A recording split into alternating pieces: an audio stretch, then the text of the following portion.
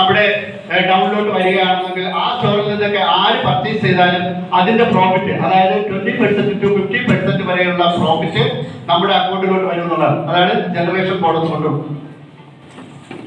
അടുത്തത് monthly performance bonus. അപ്പൊ ഇതിൽ ഏറ്റവും ബ്യൂട്ടി ആയിട്ടുള്ള ഒരു കാര്യമാണ് മന്ത്ലി പെർഫോമൻസ് ബോണസ് എന്ന് പറയുന്നത്, അല്ലെ?